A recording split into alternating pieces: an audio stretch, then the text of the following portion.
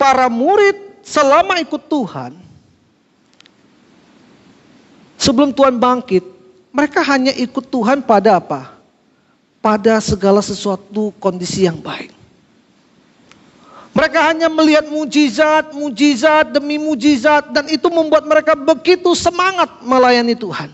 Mereka begitu semangat untuk mengikut Tuhan. Tapi mereka gak pernah peka dengan apa yang Tuhan sampaikan, sehingga mereka tidak mengenal pribadi Tuhan.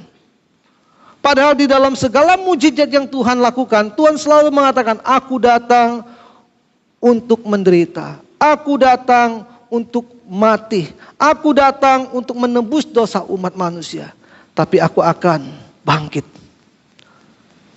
Tidak ada satu murid pun fokus kepada apa yang Tuhan sampaikan. Mereka lebih fokus pada Yesus mampu buat ini. Ikut Yesus banyak mujizat. Bayangkan saudara, pada hari di mana hari terakhir Tuhan Yesus akan diserahkan, tidak ada satu murid pun di antara mereka 12 itu betul-betul memahami akan rencana Tuhan, tujuan Tuhan masuk ke Yerusalem. Pikiran mereka, Tuhan Yesus sebentar lagi akan jadi raja. Maka pada malam terakhir, di malam perjamuan, yang mereka ributkan apa? Kedudukan. Mereka ribut kalau nanti Yesus jadi raja, siapa yang jadi perdana menteri? Siapa yang jadi menteri ini dan menteri itu? Sampai Tuhan Yesus cuci kaki mereka dan berkata, kalau kamu mau jadi yang terbesar, kamu harus menjadi hamba bagi saudaramu. Satu-satunya orang yang sedikit memahami tentang Tuhan, hanya Maria. Karena sebelum Yesus masuk ke Yerusalem, dia mengurapi Tuhan dengan minyak narwastu. Karena pikirannya begini, seandainya dia jadi raja belum tentu aku punya kesempatan. Itu pun masih sedikit salah. Tapi dia tahu bahwa ini terakhir untuk memberi yang terbaik bagi Tuhan. Tapi semua murid-murid tidak ada yang memahami akan hati Tuhan. Maka pada waktu peristiwa penyaliban Tuhan terjadi, mereka syok saudara. Aduh, kok kayak begitu ya? Semua kocar kacir. Bahkan Tuhan Yesus bangkit pun mereka tidak mampu melihat bahwa itu adalah penggenapan janji Tuhan.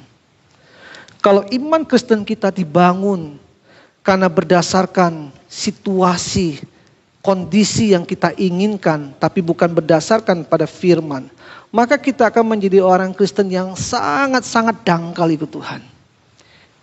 Kita hanya ikut Tuhan waktu semuanya baik-baik saja.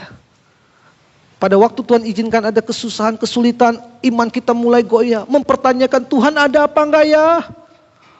Makanya betapa rapuhnya iman Kristen pada waktu buku Da Vinci Code keluar. Semua orang ragu, benar gak Tuhan Yesus itu begini begitu?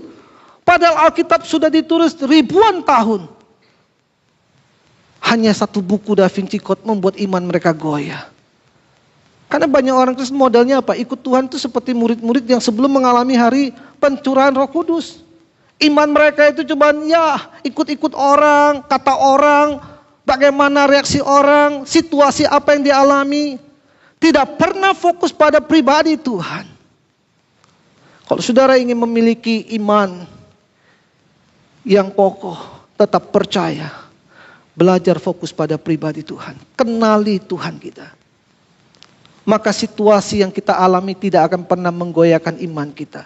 Baik kita di atas, di bawah, baik kita sehat atau kita sakit, baik kita mengalami bencana atau kita mengalami kelimpahan, kita tahu bahwa Tuhan itu baik. Janjinya tidak pernah dia ingkari. Dia adalah pribadi yang telah membuktikan dirinya mengasihi kita melalui kematian kebangkitannya. Amin.